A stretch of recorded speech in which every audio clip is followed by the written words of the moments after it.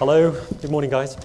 Now as Paul said, we're going to look at two more aspects of the Fatal Four: drinking and drugs and driving under the influence of those, and speeding. And in particular we're going to look at one accident that involved 4 people. Some of them were students here from this school, and 2 of them died in that crash. They were Sam Turner and Matt Brown. And the man who was driving that night was Michael York, also a student from here. Michael was jailed for his part in that crash, and very early on in his rehabilitation he said he wanted to help make sure that that accident and those sort of mistakes were never made again. He wanted as many people as possible to learn from his mistakes. And so that he could share his experiences with you today, we've had clearance all the way from the top of the Ministry of Justice for Michael to be released for 1 day from Sudbury Prison to come and talk to you. So can we welcome Michael please to the stage as well.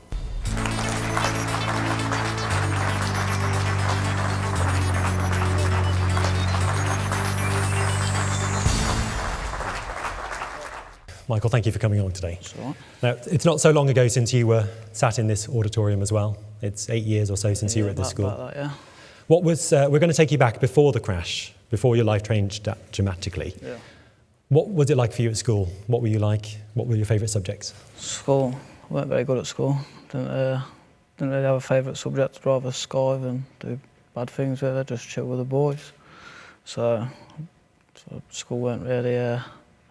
I weren't really behaved at school, so as my family would know. And what did you do when you left school? I went to college first to do a welding and fabrication course, which I left early. Then went into fencing, done various jobs now. And obviously just before my accident, I was a steam boiler engineer. Yeah. So you got used to having some money in your pocket. Yeah. What would you do with that money? You'd get together with your friends? Yeah, get together with the boys, go out for a drink. So I work hard through the week. Play even harder at the weekend. Yeah. And it was through school and some of your later schools that you met the boys who were in the crash with you? Yeah, I met Matthew while I was at school, when I was at primary school, because he was a year above me. And Sam and William, the other 2 boys, they lived a couple of doors up the way from my granddad, so I knew them since they were young as well. So. And how often would you all get together and go out for a drink? Every weekend. And would drink always be fairly heavily involved in that? Yeah, of course, yeah. Okay, and the night of the crash was no different. Let's have a look now at how that night started out. It was a normal Friday night. Just been met with the lads, been to a couple of pubs, had a few beers. Ended up driving to town. Stayed in town for quite a while. Friday night's pound a drink night, so £1 a bottle. If I had money, I'd probably have 3 or 4 bottles in my hand and a shot in another. And from Liquid, we left there when that kicked out, 3 or something. And from there we went Softbeck in town. Stayed there till about 5, 5:45, something like that. I can't remember getting in the car at the High Cross. They were in Leicester. Taxis are about £45. They've already got a car in a car park. In their minds, they're thinking, it would be all right. We'll be okay. Couldn't get the car out of the car park, and I had to reverse, and so clearly, he wasn't fit to drive. But they were all in that car voluntarily.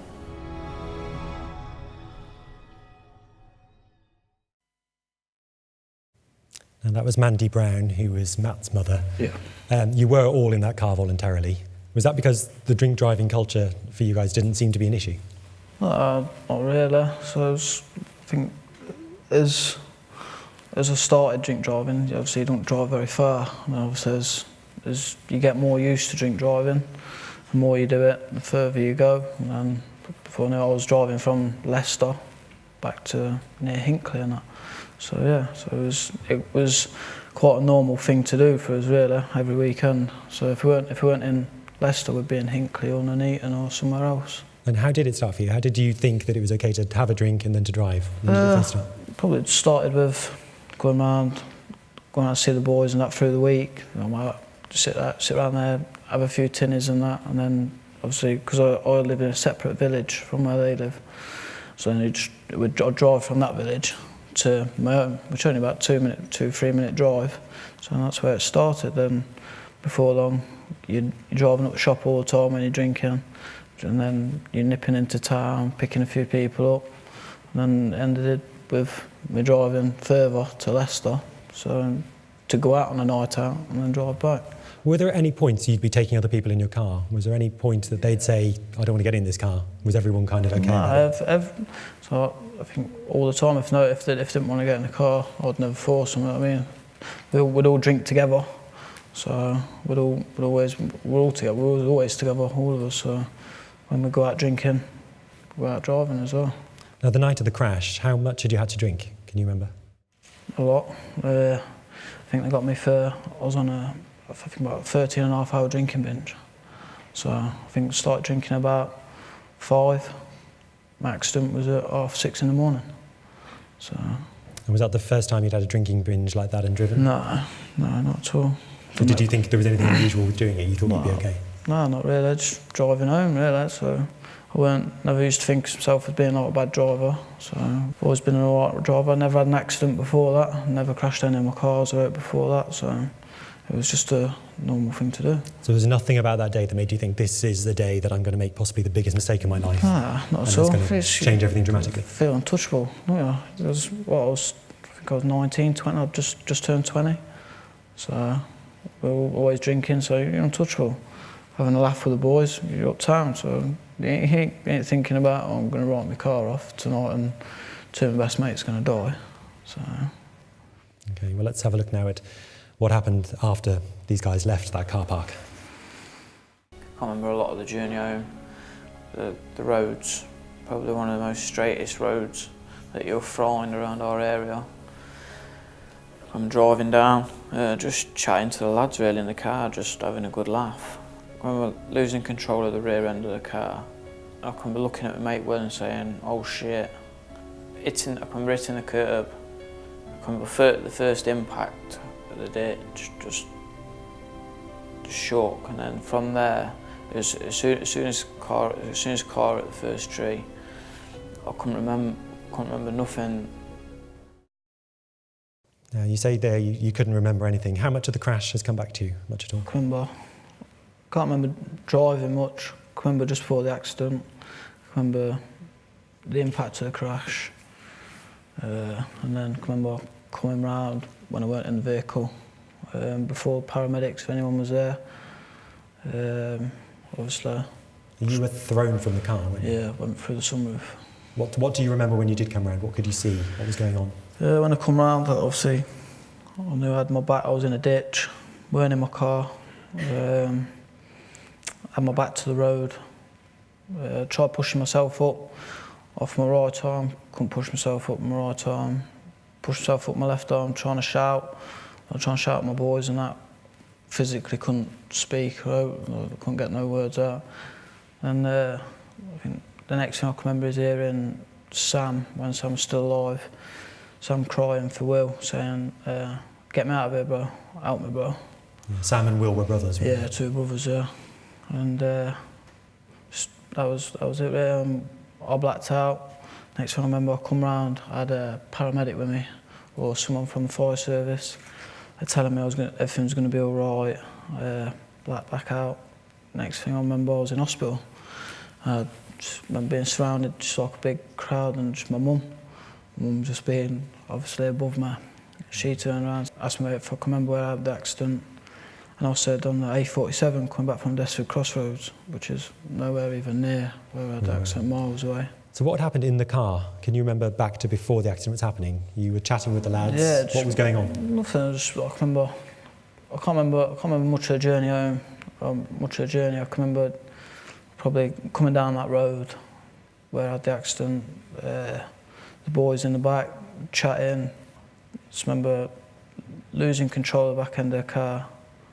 And as soon as I lost control of the back end of the car, I remember looking at Will. Said, "Oh shit!" And hit a curb, trying to correct my steering. By this point, it had gone across the opposite side of the road. Hit another curb, and it come back over the other side of the road. By the point, I couldn't control the car at all. Do you know how fast you were going? I think I was slowing down. Impact to the tree was at 60, so that was from slowing down. So 60 miles an hour. So. Your recollections of the night were fairly hazy, but while your memories of the crash understandably would be hazy, we can now hear from one of the first people who were on the scene, one of the first responders, part of the emergency services who were there. At 6:35 a.m. in the morning, we got a call to attend an incident on the B4114 Croft to a road traffic collision involving one car. My assessment of the scene was there was only one vehicle involved. There was numerous casualties. One had been thrown clear from the car, and the other two, as we believed at that time, were in the vehicle. Also attending on this incident was the ambulance service with one ambulance, and they were doing their best to deal with the amount of casualties between them. We knew we had to move quickly and safely to get access to the vehicle. While me and my crew were cutting open the door of the vehicle, there was another crew that was simultaneously working to gain access to the driver that had been thrown clear into deep hedgerow. Once we'd gained access to the car, that allowed paramedics to go and assess the occupants of the vehicle. When the second casualty had pulled himself out of the car, the paramedics stated that they needed to get him onto an ambulance stretcher.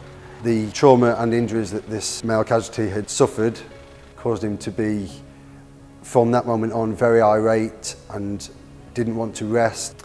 All of a sudden, he looked at us and said, "I don't feel too good." And it was at this moment that he lost all signs of life.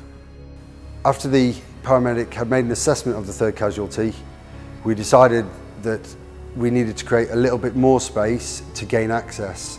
So this involved making a few more cuts onto the roof and folding it out of the way.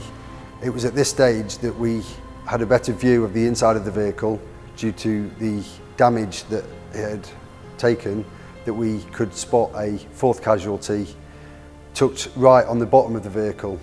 The paramedics were able to get in and make a further assessment, and this casualty was pronounced dead on scene. Michael, how difficult is it for you to watch all of that? Hard, yeah. Very hard. You talked about your recollection as things were coming round, and you said you could hear Sam initially talking. Yeah. Now, Sam, and that was the fellow that was initially talking. He seemed okay out of the accident, and then his situation quickly changed. Now, when you woke up in hospital, how soon did you find out that Sam and Matt had both died? Well, when I come round the hospital, I obviously had my mum and a few other people around me. My mum asked me if I come about the accident. I said no. Then she said that I've got something to tell you. So I was like, how's Sam and Will? How's Sam and Will? Because obviously at the time I forgot that Matthew was in the car. And Mum turned around to me and said, William survived, but Matt and Sam have passed away. So, but at that point, I said to Mum, I was like, no, Matthew went in the car. Matthew went in the car. And obviously, it was. I just felt like my life had been ripped from me. How were people treating you? To start off with, there were a few people around my area that was like sending death threats and that, but I understand that. So obviously we were like close, all good lads and that there, so. But then loads of people just being amazing, really. Just, like, it's hard to explain. Like everyone was, I won't say understanding, but they were just like being nice about it. You know what I mean? Which is not what I expected. Yeah. How responsible were you feeling at that stage?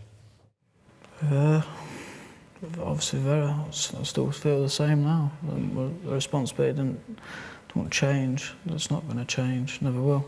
Obviously, two of my best mates are dead because of my actions. So, but it's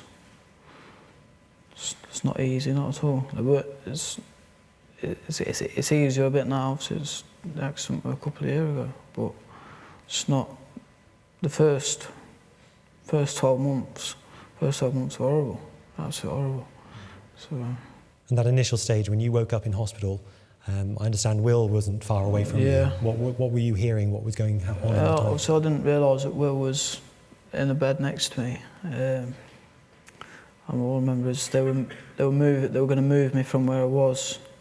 I think I was in intensive care, and they were moving me to a separate ward. I think my mum said that William wants to speak to me. And I can remember moving the curtain, hearing the curtain move back, and all I can remember saying, I'm sorry, bro. I'm sorry. And did you see the families of those, of Matt and Sam? Yeah, after I got discharged, because I discharged myself early from hospital, I asked my family to get a day where I could go around and see both families, obviously, so I can apologise to them. I went around and seeing Sam's family, his two brothers and his dad. And obviously, Will was in the car, so Will was amazing anyway. Daniel was there, and I waited for his dad to come back.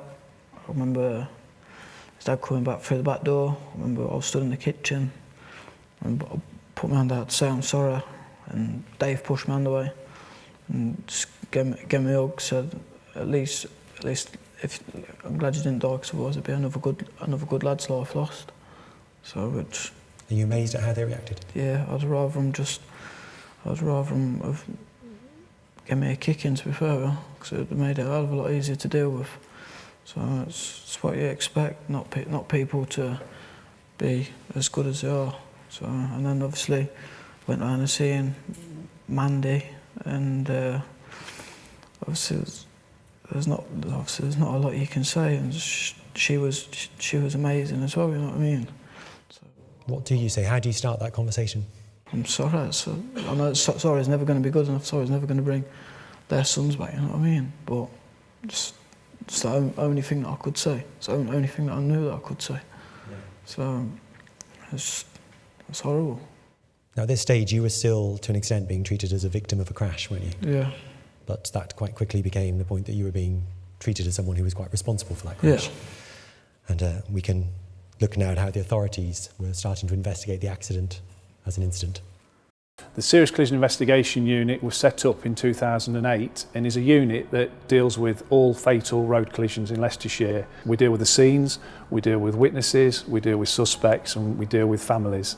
Our job is to collect all the evidence and material that we can from that scene. That can be physical evidence, it can be witness evidence, CCTV evidence, anything that can help us pull together and find out what happened and why the collision occurred. We seize mobile phones from all drivers and sometimes passengers involved in the collisions that we deal with. There's lots of things that we can do in this day and age with mobile phones, but you will lose your mobile phone if you're involved in such a collision. The driver on this occasion was injured and was taken to hospital. At that hospital, we took blood from him for analysis so that we could test for alcohol and drugs. Informing relatives that one of their loved ones has died in a car crash is never easy. It's something that unfortunately we have to do on a regular basis. We had to interview the driver on 2 occasions. Quite often those drivers are arrested and then we make a decision together with the Crown Prosecution Service as to whether any charges should be brought. And on this occasion the driver was charged with causing 2 deaths by careless driving whilst under the influence of alcohol. Now, you'd said the night of the crash you'd been on a drink binge, you'd been drinking since 5 in the afternoon. You must have known, with 2 of your friends dying, that knock was coming. Yeah, I knew from when I was in hospital. I knew I was going to jail. I'd never have expected anything less, really. So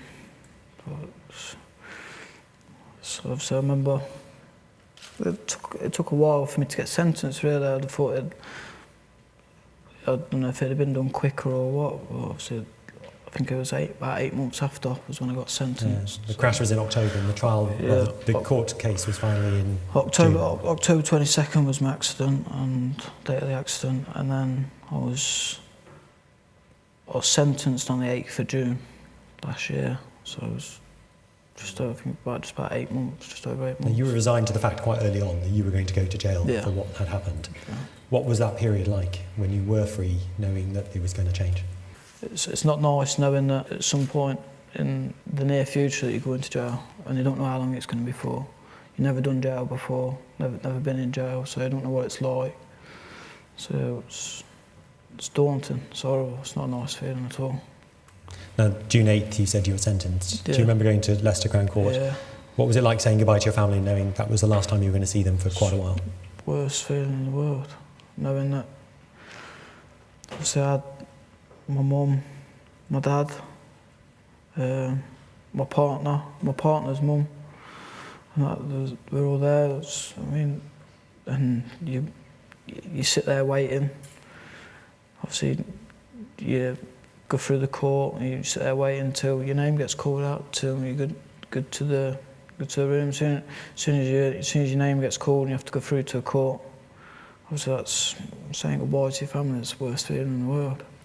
How quick and how brutal is that system? How does it feel when you're at that end of it? Are you confused? Do you know what's going on? You don't know. It's just a massive whirlwind. You don't know what's going on. Obviously, when I was sat in the dock, when I was in court, I don't know. I can't even remember what I was thinking about now. It's just everything. It happens so. It feels so fast now. Well, now I'm not there, but when I was sat in the dock, it felt like it was just going on forever.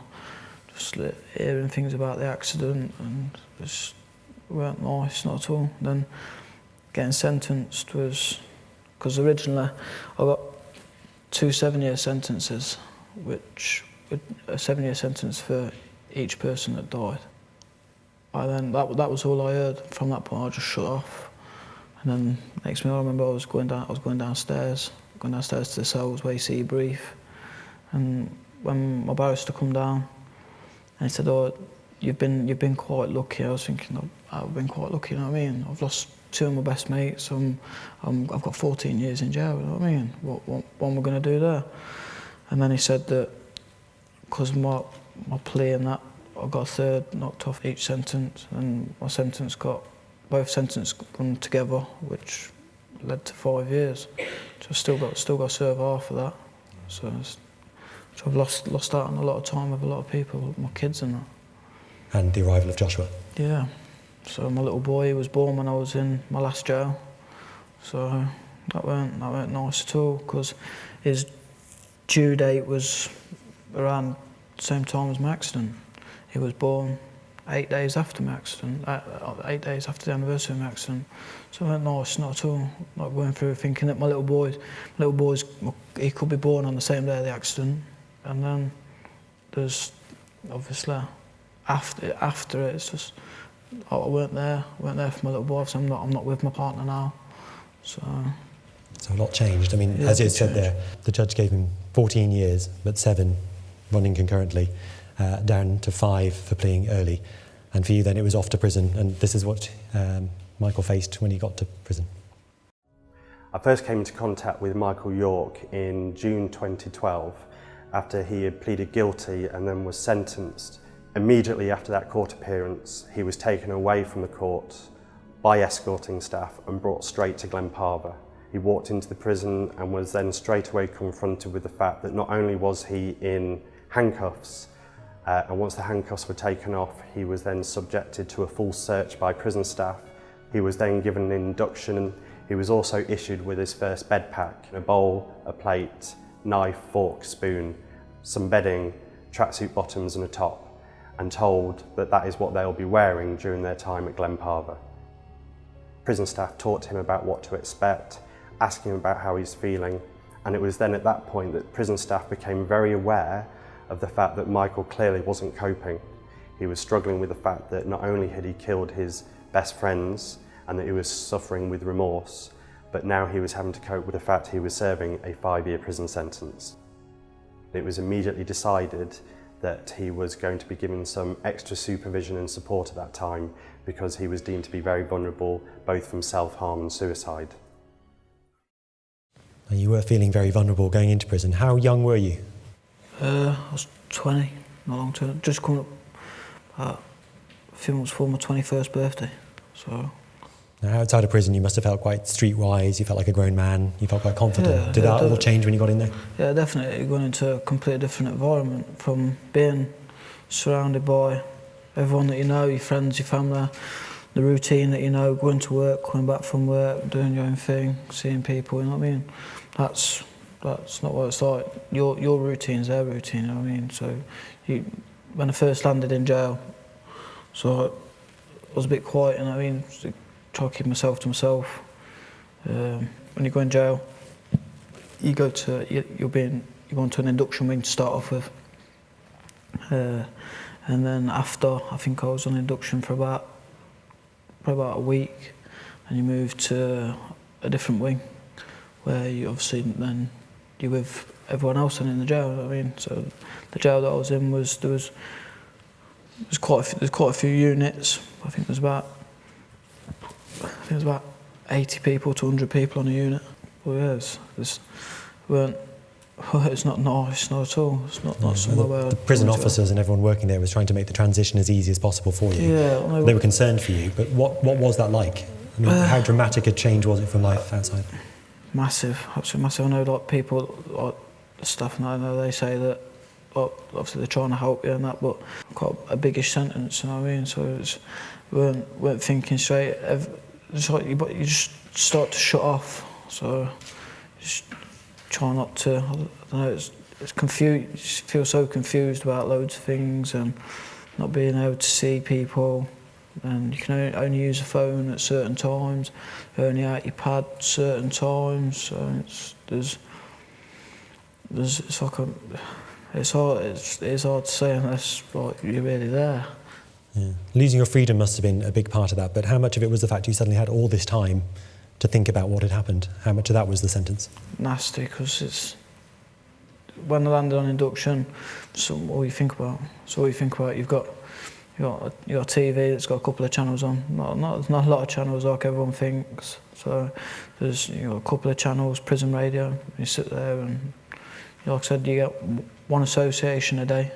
So you probably, if you're not at work, you'll come out for association, you get maybe an hour and a half, and you're back behind your door. So all I was doing is think. I had loads of things going through my mind. I got my accident with the boys, my family, my partner. Loads of things out. It's so hard to explain unless you've like really been there. It's not nice, not at all. It's not somewhere where I plan on going back, not at all, never. And what was it like for you the first few nights when that door closes and there's no handle on your side of it? Horrible. You can't go, you can't do anything. Absolutely horrible. So obviously everyone's used to, you close the door, there's a door handle on the other side. Not there, there's no door handle. You can't get out that door. You can bang on that door as much as you want, but the staff ain't gonna let you out. Not at all. Not unless you're doing something stupid. It's horrible. It's my first couple of nights. A lot of the amount of things that went through my mind. I didn't want to be there. I was wishing I were dead. It'd been so much easier. Would have been so much easier if I was just weren't around. You know what I mean? So it's not nice. Not the best place to be at all. Okay, well it was your home for that, and is your home still. Let's have a look now what a typical cell might look like if you were facing it. Okay, let me show you around a typical cell in Glenparva. First of all, any prison officer would open the flap to actually look in to be able to see the prisoner first of all. And this is inside a normal cell. First of all, you'll see not only how small it is, but you have 2 beds. All cells, nearly all cells in Glenparva are meant for 2 people. You'll see that there's a shelf on the wall where a TV can go. There is also then a metal table and 2 chairs where prisoners can sit. There are plastic windows that are covered. Then we also have, through a slight partition in the wall, the toilet area and the sink area. However, there is no privacy for that prisoner from the other person in that cell. The cell is very small and it is very oppressive. I think that's one of the things that might shock most people, is that I think when you think of prison, you think there's privacy, some privacy. No. How did that sit with you? How did suddenly losing all of your freedom, even your privacy, and having to share with someone else potentially? It's not nice. So it's obviously used to going in and shower by yourself, going and sitting in the toilet, doing your own thing in the toilet by yourself. You know what I mean? There's none of that. You shower, you go in the shower room, there's 6 lads in the shower, you know what I mean? Then there's the toilet when you're behind the door, there's you and your pad mate. So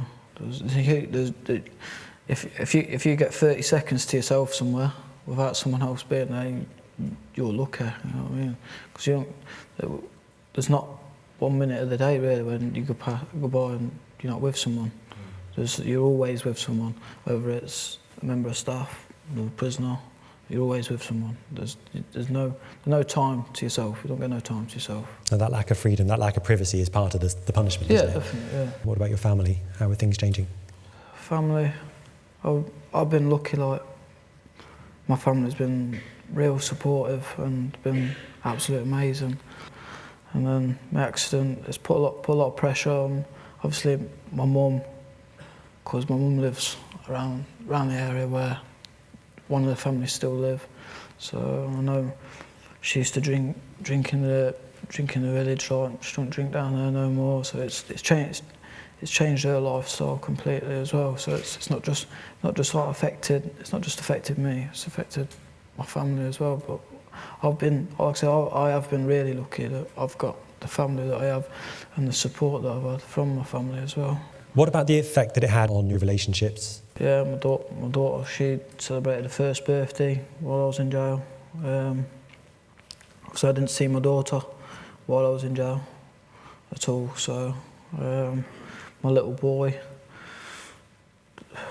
was born, obviously, and then my ex-partner brought him in to see me when Joshua was 2 days old. Then 2 days after that, we split up, and then it was a struggle to see my little boy. So, did you think your relationship would have carried on? Do you think prison was what stopped that? Prison's what come between it, yeah. Prison was the reason why me and my ex split up, yeah, definitely. So you must think back, you miss birthdays, you miss first steps, first chance to read your son a bedtime story. Your relationship with your girlfriend had split up. The dynamics had changed with your family as well. You must think back to the night of that crash and think, what could I have done differently? I could have got a taxi. I could have paid £20 and wouldn't be sat here now. It's that simple, isn't it? I'd probably be at work at the minute. I'd probably be setting the day up for tomorrow because it's Thursday, isn't it? Or tomorrow, boys would be getting ready. In fact, I'd have been paid today, so I'd have been going out. I'd have probably had a few drinks with the lads tonight, and then Friday would have been organised. Would have been going out for a night out. You know what I mean? So simply that night, getting a taxi would have been one solution. Just paying a couple of quid to get a taxi, or even ringing someone up to pick us up. You know what I mean? So I know none of the families would have been too pleased with us ringing at 6:30 in the morning on Saturday morning. But I'm sure now they'd be only too happy to hear from their children. Yeah, too right.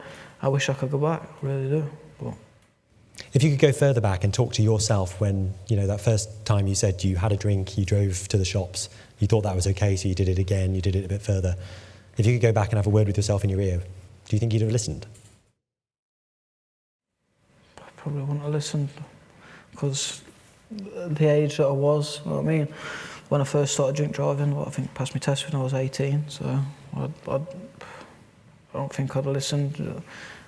You're young, you know what I mean? No one's going to listen to no one else, but knowing what I know now, if I had the opportunity to go back and say to myself, look, in 2 years' time, because you drink driving, you're going to lose 2 of your best mates, you're going to end up in jail, you're going to have 2 kids that you hardly see. My life would be completely different. I won't be drink driving. I'd have happily paid for £20 a taxi. I'd have paid it myself instead of even gone chipping in with the boys to get a taxi. I'd have happily paid for it. So no, it's not worth it. Not worth it at all. No, you say yourself you may not have listened. When you were learning to drive, all these drink drive messages were still around. Yeah. You weren't heeding them. Why are you hoping that these guys are going to listen to what you've done? Why? Because obviously I've lost my mates. I've lost 2 lads that I grew up with and that, and I'm still in jail. I'm still paying for it now, so it's not worth it. It's not worth it at all. You think that listening to someone older than you is stupid. You know what I mean? Going out drinking with the people and doing your own thing. Yeah, you might think it's a good thing at the time, but like I said, I didn't expect to crash that night. I still did, and that because of my actions, I've lost 2 of my mates And anyone in and out could do the exact same thing. You could lose members of your family, your friends, anyone. Okay, well, Michael, I know it's been incredibly difficult for you to talk at the length you have, so really appreciate you joining us tonight. Thank you. Round of applause for Michael.